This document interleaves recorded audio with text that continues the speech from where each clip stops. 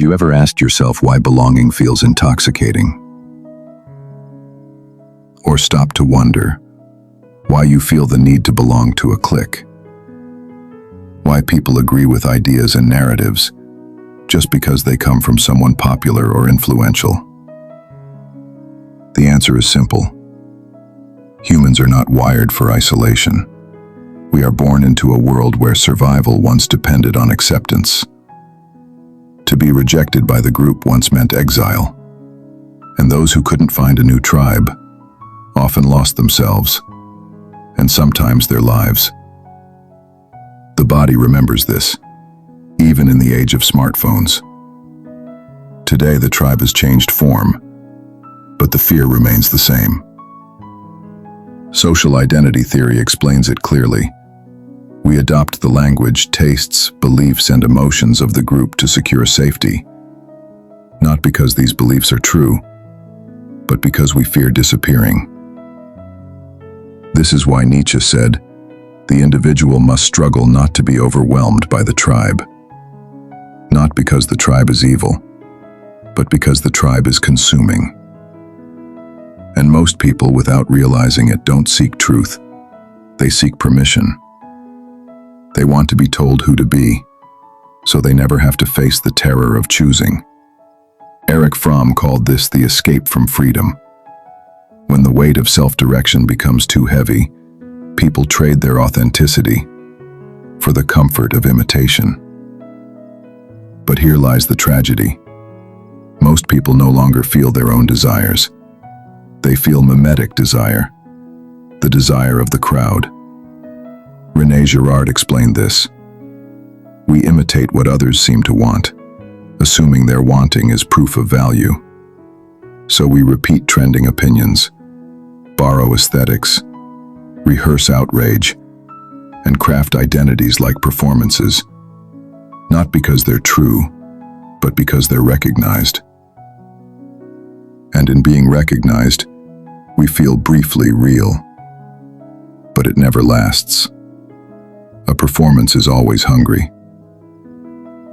Jung warned that the self cannot emerge through imitation.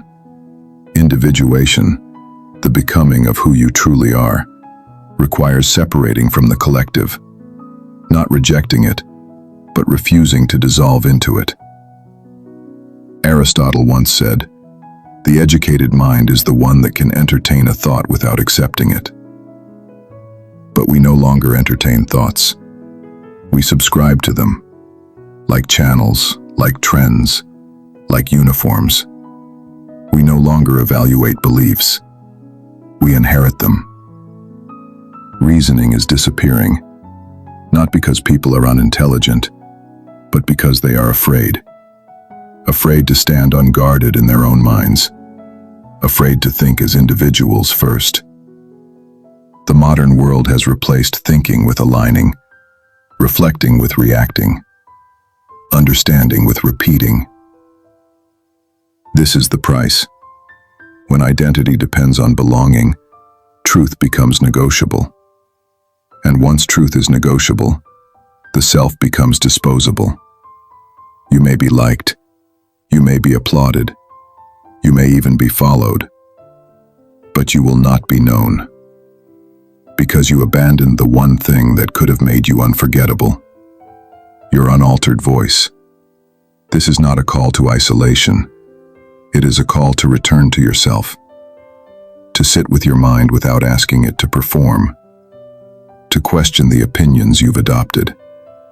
Ask yourself, do I believe this, or do I fear not believing it? Because belonging that requires you to disappear is not belonging. It is self-burial. And there is nothing more tragic than being praised for a life lived as someone else. You are not here to mirror the crowd. You are here to become someone who can stand, even if standing means standing alone. Not because solitude is romantic, but because the soul can only speak in the absence of performance. Now ask yourself something uncomfortable. Who taught you what you believe? The beliefs that shape your reactions, the ones guiding your choices, the ones defining your identity when no one is watching? Were they born of your reasoning, or of repetition, influence, and fear of being left behind? This is the era of borrowed wisdom. People no longer discover truth, they download it. They follow personalities who speak with confidence, not realizing confidence is not competence. Today, anyone with a ring light can call themselves a teacher. Anyone fluent in emotional language can call themselves a healer. Anyone with a camera, a tone, and an audience can claim authority over your mind. Many are sincere, but untrained. Some are charismatic, but harmful. Some are wounded, and teaching from their wounds. Yet people follow them, because the internet rewards the appearance of wisdom more than its possession. So ask yourself, why do you trust the voices you follow? Because they're popular? Because everyone else agrees? Because the aesthetic feels deep? Because the tone feels soothing? Because the vocabulary sounds intelligent? Or because you have tested their words against your own experience, your own reasoning?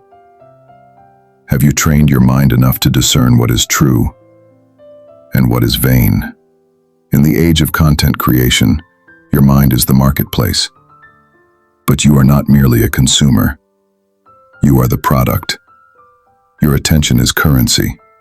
Your identity is real estate. Your beliefs are being shaped. Every scroll, every like, every saved post. If you don't guard your mind, someone else will shape it for you. So ask yourself, do I think this because it's true or because it's trending? Do I speak this because it's mine or because I fear being different? Do I follow this person because they're wise or because they're loud? Am I learning or imitating the language of learning? Do I know what I believe, or have I outsourced my beliefs to an algorithm, or to a stranger whose life I know nothing about? Influence is not neutral.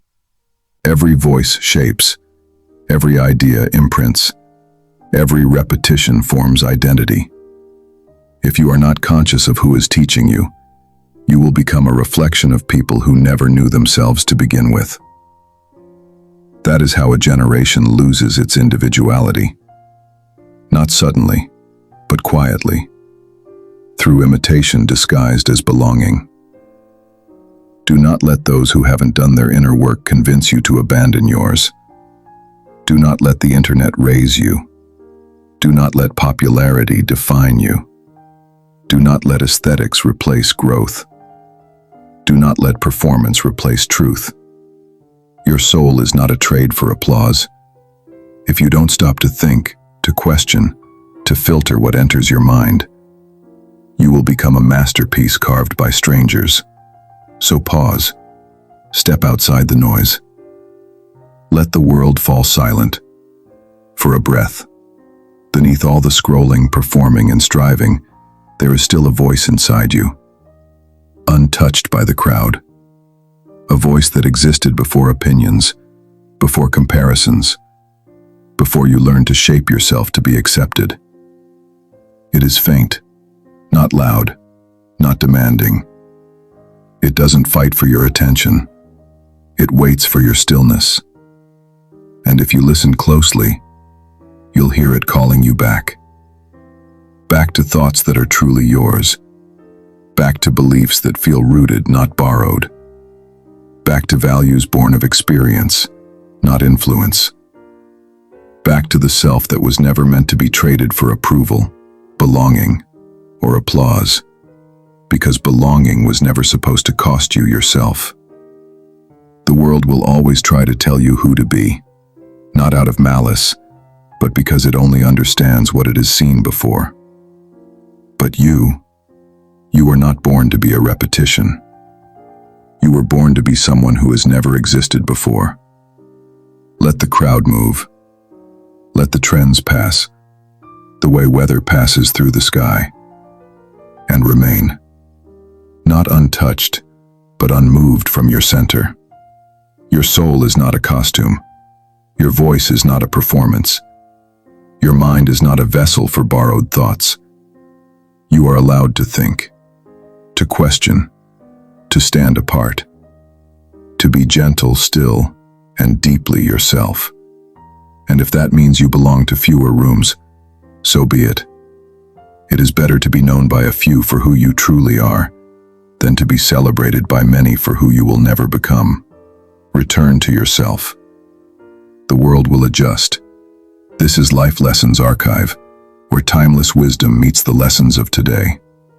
If this message spoke to you, take a moment to like, share, and subscribe, and drop a comment. It may seem small, but it goes a long way in helping us create more content that opens minds and awakens eyes to the lessons hidden in everyday life.